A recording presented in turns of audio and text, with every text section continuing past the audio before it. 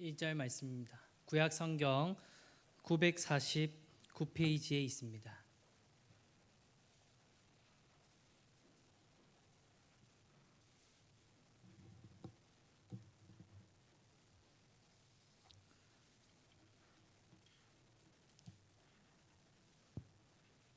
말씀 읽기 전에 성경책을 들고 저를 따라해 주시면 감사하겠습니다.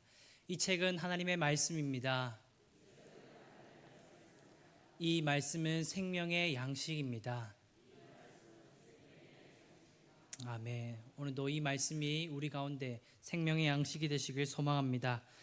오늘 말씀을 제가 봉독해 드리겠습니다. 범사에 기한이 있고 천하 만사가 다 때가 있나니 날 때가 있고 죽을 때가 있으며 심을 때가 있고 심은 것을 뽑을 때가 있으며 죽일 때가 있고 치료할 때가 있으며 헐 때가 있고 세울 때가 있으며 울 때가 있고 웃을 때가 있으며 슬퍼할 때가 있고 춤출 때가 있으며 돌을 던져버릴 때가 있고 돌을 거둘 때가 있으며 안을 때가 있고 안는 일을 멀리할 때가 있으며 찾을 때가 있고 잃을 때가 있으며 지킬 때가 있고 버릴 때가 있으며 찢을 때가 있고 꿰맬 때가 있으며 잠잠할 때가 있고 말할 때가 있으며 사랑할 때가 있고 미워할 때가 있으며 전쟁할 때가 있고 평화할 때가 있느니라. 일하는 자가 그의 수고로 말미암아 무슨 이익이 있으랴.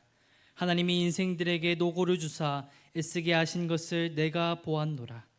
하나님이 모든 것을 지으시되 때를 따라 아름답게 하셨고 또 사람들에게는 영원을 사모하는 마음을 주셨느니라. 그러나 하나님이 하시는 일의 시종을 사람으로 측량할 수 없게 하셨도다. 사람들이 사는 동안에 기뻐하며 선을 행하는 것보다 더 나은 것이 없는 줄을 내가 알았고 사람마다 먹고 마시는 것과 수고함으로 낙을 누리는 그것이 하나님의 선물인 줄도 또한 알았도다. 하나님께서 행하시는 모든 것은 영원히 있을 것이라. 그 위에 더할 수도 없고 그것에서 덜할 수도 없나니 하나님이 이같이 행하심은 사람들이 그의 앞에서 경외하게 하려 하심인 줄을 내가 알았도다. 이제 있는 것이 옛적에 있었고 장래에 있을 것도 옛적에 있었나니 하나님은 이미 지난 것을 다시 찾으시느니라. 아멘. 오늘 전도서의 말씀은 지난주에 읽었던 그 전도서의 내용을 담고 있습니다. 전도서는 솔로몬의 인생을 담고 있는 책입니다. 솔로몬의 철학이 담겨 있고 솔로몬의 지혜가 담겨 있는 하나님의 말씀입니다. 그래서 전도서에서 말하고 있는 핵심 내용은 헛되고 헛되니 모든 것이 헛되도다 이렇게 고백을 합니다. 솔로몬이 어떤 왕이었습니까? 부귀를 모두 누려봤던 왕입니다. 그리고 이 책은 인생의 후반전에 이렇게 쓰면서 고백을 하고 있는 겁니다. 그렇게 살아보니 헛되고 헛되다, 모든 것이 헛되다 라고 고백을 합니다. 그런데 여기서 끝나지 않습니다.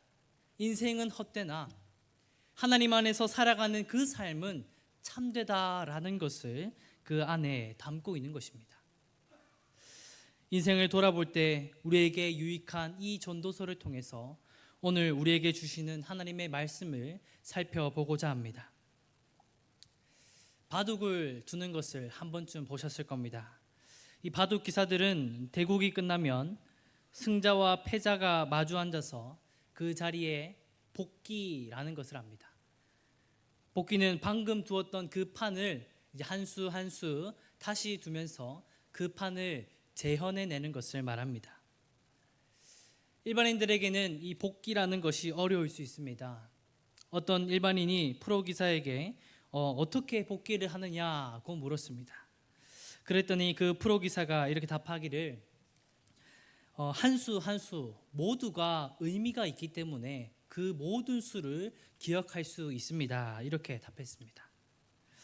첫 수만 기억하면 나머지는 저절로 생각난다고 합니다. 프로기사 조은현 구단의 회고록에 보면 복귀는 승자와 패자 모두에게 쉽지 않은 일이라고 전합니다. 패자는 경기에 지고 나서 우울한 마음임에도 한 수 한 수 복귀를 하며 패배의 기억을 떠올려야 합니다. 그럼에도 그 실수를 인정하면서 배움의 기회를 얻는다고 합니다. 반대로 승리한 사람도 마찬가지입니다.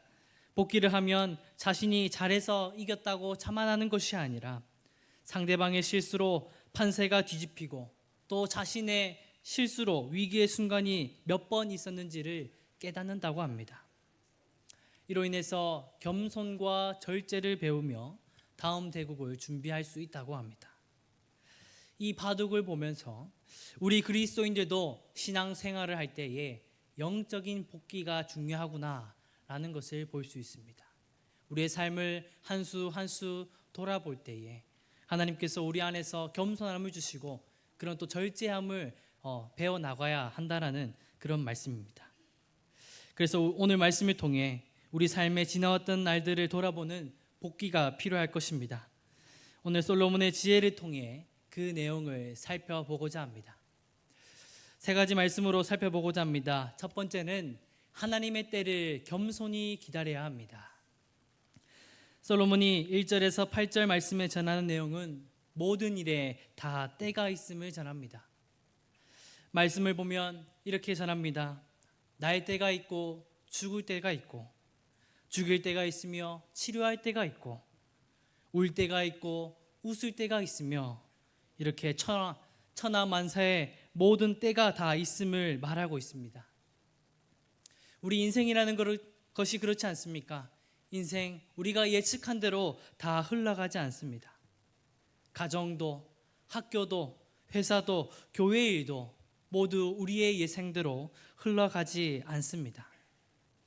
건강한 삶을 살아도 어느 한순간에 가정을 잃고 또 건강을 잃게 되는 경우가 있습니다.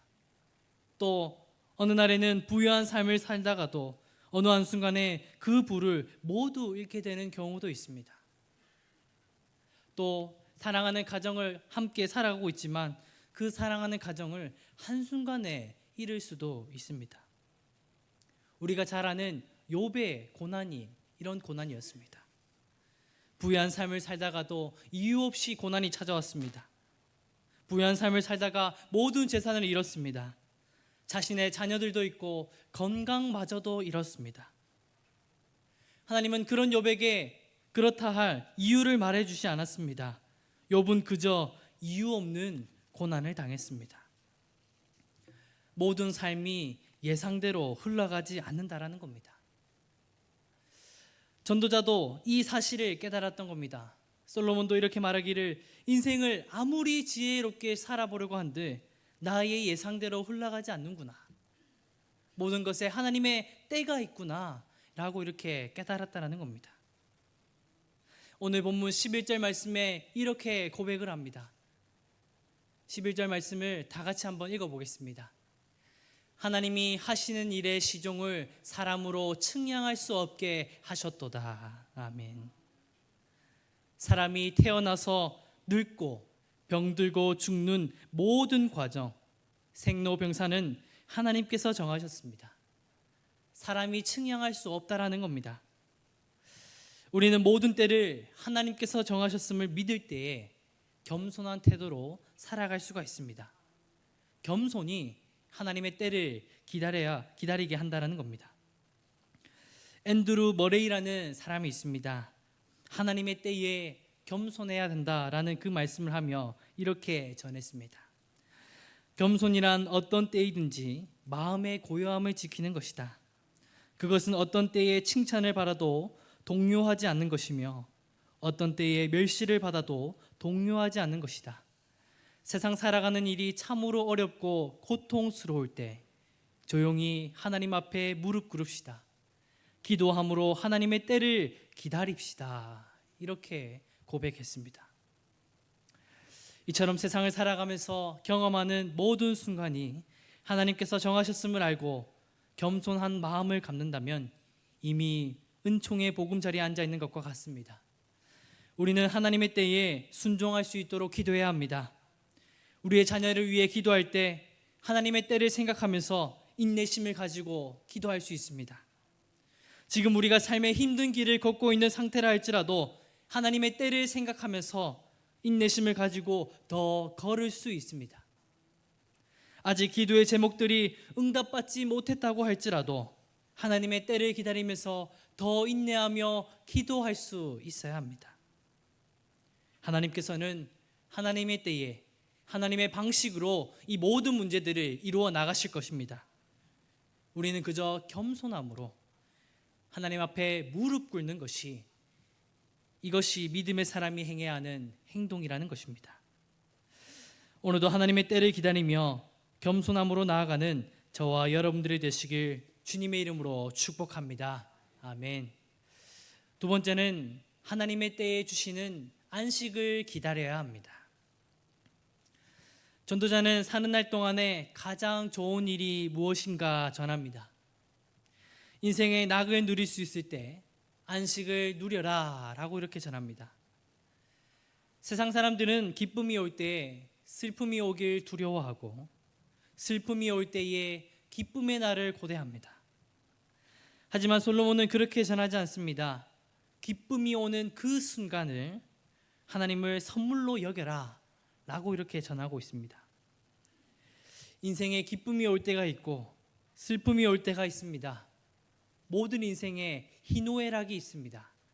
인생이 파도와 같다 이렇게 말하는 경우를 보았을 겁니다. 높이 이렇게 치솟을 때도 있고 내려앉을 때도 있다라는 겁니다. 어두움 후에 빛이 오고 수고한 후에 쉼이 있습니다. 괴로움 후에는 평안이 있고 슬퍼한 후에는 기쁨이 찾아옵니다. 좋은 일이든 나쁜 일이든 모두 지나갑니다. 시간이 지나면 모두 사라집니다. 고난의 때를 걷다가도 반드시 빛을 보는 때가 온다라는 겁니다. 그 빛이 찾아올 때 안식을 누리는 것이 지혜요 기쁨의 삶이라는 겁니다. 오늘 본문 말씀에 이렇게 증거합니다. 13절 말씀인데요, 다 같이 한번 읽어보도록 하겠습니다. 사람마다 먹고 마시는 것과 수고함으로 낙을 누리는 그것이 하나님의 선물인 줄도 또한 알았도다. 아멘. 오늘 전도서 솔로몬 말씀이 전하고 있는 이 내용은 수고한 낙으로 누리는 그것이 하나님의 선물인 줄 알아라. 지금 나에게 안식의 기회가 오고 있다면, 기쁨의 날이 오고 있다면 그것을 마음껏 누려라 라는 것입니다. 우리가 기쁨의 날을 살아가더라도 또 다시 슬픔의 때가 올 수도 있습니다. 그래서 그 슬픔의 때를 걱정하면서 살아간다면 그 기쁨을 온전히 누리지 못합니다. 그렇기 때문에 지금 나에게 기쁨의 때가 찾아오고 있다면 그 안식을 마음껏 누려라. 그 안식을 누리고 기쁨으로 누려라 라고 이렇게 전하고 있는 것입니다. 모든 일을 마치고 얻는 쉼은 그 어느 꿀송이보다 답니다. 사람은 쉼이 있어야 내일이 있습니다. 하나님의 창조 원리에도 그것을 잘 보여주고 있습니다. 6일간 창조하시고 안식하셨습니다. 안식을 누려야 내일이 있다는 것을 보여주셨습니다. 우리가 주일을 지키는 이유도 그렇습니다. 안식하기 위해서입니다. 그런데 이 안식한다라는 의미가 단순히 쉬어라 라는 그런 의미가 아닙니다. 주 안에서 안식하라 라는 의미입니다. 예수님께서 이렇게 말씀하셨지요. 마태복음 11장 28절 말씀입니다. 다 같이 한 번만 더 읽어보겠습니다. 수고하고 무거운 짐진 자들아 다 내게로 오라. 내가 너희를 쉬게 하리라. 아멘. 예수님의 말씀을 잘 보아야 합니다. 예수님은 세상에 가서 쉬어라고 말하지 않았습니다. 내게로 오라 이렇게 말씀하셨습니다. 예수님께로 와라. 예수님께 와서 쉬어라 이렇게 말씀하십니다. 이는 예수님 안에 안식이 있기 때문입니다. 그리고 또 하나의 특이한 점이 있습니다. 예수님의 말씀에 이렇게 말씀합니다. 내가 너희를 쉬게 하리라 이렇게 전합니다. 참 이상한 말씀입니다. 쉬는 건 우리가 쉬는 건데 타인이 쉬게 해주진 않습니다. 쉼을 누리는 건 우리가 쉬는 것이지 타인을 통해 우리가 쉼을 누리는 게 아니라는 겁니다. 일반적인 상식으로는 쉼이라는 것이 우리 스스로 누리는 것인데 오늘 예수님께서는 그렇게 말하지 않습니다. 내가 너희를 쉬게 하리라. 쉼을 주겠다라는 말씀입니다. 안식할 수 있는 건 예수님 안에서만 가능하다는 말씀입니다. 쉼을 누리는 건 예수님을 통해서만 가능하다라는 말씀입니다. 예수님 안에 안식이 있습니다. 예수님 안에 생명이 있습니다. 우리가 교회에 나올 때 발걸음이 참 힘들 때가 많습니다. 특히 이렇게 일부 예배에 나오는 그 자리에 나올 때에 피곤함을 안고 이렇게 나옵니다. 한 번씩은 일어나면 그런 생각이 들 때도 있을 겁니다. 오늘 하루는 좀 교회를 쉬어볼까. 그런 마음에 흔들림이 생기고 몸과 육체의 피곤함이 주일날에는 더욱 심하게 느껴지기도 합니다.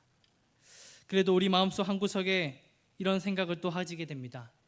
주일을 지켜야 하는데 양심의 가책 때문에 또 이렇게 나아가게 됩니다. 어렵사리 그렇게 교회에 한 걸음 한 걸음 교회로 발걸음을 옮기게 되면 오늘 말씀처럼 우리는 예수님 안에서 쉼을 누릴 수 있습니다. 집에서 쉼을 안식하며 살아갈 수도 있겠지만 오늘 예수님께서 말씀하신 것처럼 내가 너희를 쉬게 하리라. 우리는 말씀을 통해 쉼을 누릴 수 있습니다. 찬양을 통해 쉼을 누릴 수 있습니다. 기도를 통해 쉼을 누릴 수 있습니다. 영의 양식을 억지로라도 우리가 먹게 되니 우리의 영혼이 살아나고 영혼의 안식을 누리게 되는 것입니다. 우리의 육체는 피곤할지 모르나 우리의 영은 쉼을 누림으로 다시 살아난다는 것입니다. 수고하고 무거운 짐 모두 주님께 맡기고 우리는 주 안에서 안식하길 힘써야 합니다. 우리의 육체는 피곤할지라도 주님이 주시는 안식을 통해 영혼의 회복이 있기 때문입니다. 오늘 솔로몬도 그 말씀을 전하고 있는 겁니다. 쉴 수 있을 때 안식하는 것이 하나님의 선물이다. 6일간 그렇게 세상 일을 하며 살아가더라도 이렇게 주일날 예배에 나와서 하나님의 말씀을 누리고 찬양을 누리고 기도를 통해 하나님의 안식을 누려라. 쉼이 주어질 때 그 안식을 마음껏 누려라. 주 안에서 안식을 누려라. 이 말씀을 전하고 있는 겁니다. 주님의 안식에 생명이 있습니다. 주님의 안식에 우리의 영혼의 호흡이 있습니다. 이 거룩한 주일의 날에 예수님의 품에 안식을 누리는 저와 여러분들이 되시길 주님의 이름으로 축복합니다. 아멘. 세 번째는 인생의 굴곡을 주심은 하나님을 경외하기 위해서입니다. 앞의 말씀을 통해서 우리의 인생에는 인생의 파도와 같이 높고 낮을 때가 있음을 보게 됩니다. 파도가 높이 솟아 오름같이 우리의 삶이 이렇게 기쁨으로 찾아오를 때도 있고 또 파도가 내리치듯 인생의 슬픔이 찾아올 때가 있습니다. 이렇게 인생의 굴곡을 허락하심은 하나님을 경외하기 위해서라는 겁니다. 이 경외하다, 두려워하다라는 말입니다. 온전히 하나님만을 바라보게 하기 위해서 이 인생의 굴곡을 허락하셨다라는 겁니다. 오늘 본문 말씀 14절 말씀에 이렇게 증거합니다. 우리 14절 말씀을 다시 한 번 더 같이 읽어보도록 하겠습니다. 하나님께서 행하시는 모든 것은 영원히 있을 것이라. 그 위에 더할 수도 없고 그것에서 덜할 수도 없나니 하나님이 이같이 행하심은 사람들이 그의 앞에서 경외하게 하려 하심인 줄을 내가 알았도다. 아멘. 하나님은 참으로 자비로우신 분입니다. 하나님의 방식으로 이 경외함을 이루십니다. 오늘 본문 14절 말씀을 다시 읽어보면 이렇게 말하고 있습니다. 그 위에 더할 수도 없고 그것에서 덜할 수도 없나니 이렇게 전합니다. 하나님은 더하지도 않고 덜하지도 않고 딱 우리에게 필요한 만큼만 어려움을 허락하신다라는 겁니다. 하나님은 각 사람의 인격체를 다 아십니다. 각 성도들에게 맞는 시험과 은혜를 주십니다. 인생에서 시험은 모두 다 겪게 됩니다. 그럼에도 그 시험의 깊이를 하나님께서 감당할 만큼만, 우리가 이겨낼 수 있을 만큼만 하나님께서 허락하신다라는 겁니다. 모든 것을 포기하고 싶을 때, 모든 것을 내려놓고 싶은 그 마음이 들 때 하나님은 우리를 버리지 않습니다. 우리의 심령이 약해지고 무너져 갈 때, 더 이상 일어날 힘이 없을 때, 그때 하나님께서는 우리에게 구원의 손길을 베풀어 주신다라는 겁니다. 그래서 우리에 보고 낙심하지 말라고 말하는 겁니다. 하나님께서 반드시 그 인생의 슬픔의 길을 걸을 때에, 고난의 길을 걸을 때에 하나님께서 허락하시는 그 시험만 감당해내게끔 허락하시고 이겨내게끔 구원의 손길을 베풀어 주신다라는 겁니다. 반대로 하나님은 은혜도 우리에게 필요한 만큼만 내려주십니다. 더 과하게도 베풀어 주시지 않습니다. 왜 그렇습니까? 교만하지 않기 위해서입니다. 물질의 풍족함과 삶의 풍요로움 속에 살아가다 보면 오히려 하나님을 바라보지 않기 때문에 하나님은 우리에게 딱 필요한 만큼만 은혜를 내려주신다라는 겁니다. 광야에서도 이스라엘 백성들에게 만나를 내려주실 때도 딱 필요한 만큼만 내려주셨습니다. 왜? 그것을 더 모으면은 욕심에 사로잡혀서 교만하기 때문입니다.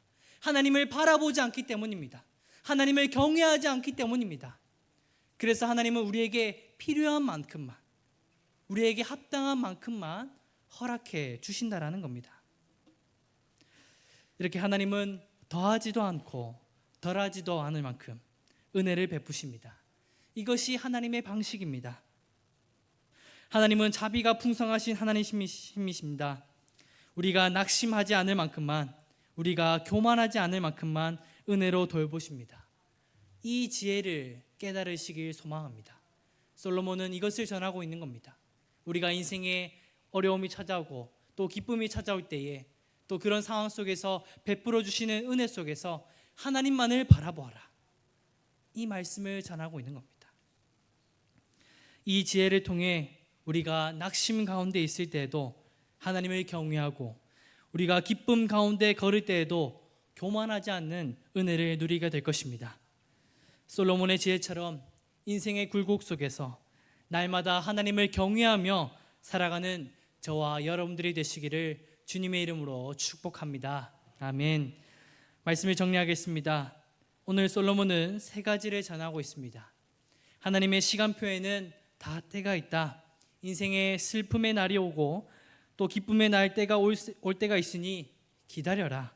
겸손히 기다려라 라고 이렇게 말합니다. 그리고 하나님의 때에 주시는 안식을 기다려라 이렇게 전합니다. 우리의 인생의 긴 인생의 굴곡 속에서 오로지 하나님을 경외하는 삶, 하나님을 바라보는 삶이 지혜로운 삶입니다. 우리 인생에도 반드시 하나님의 시간표가 찾아올 때가 있습니다.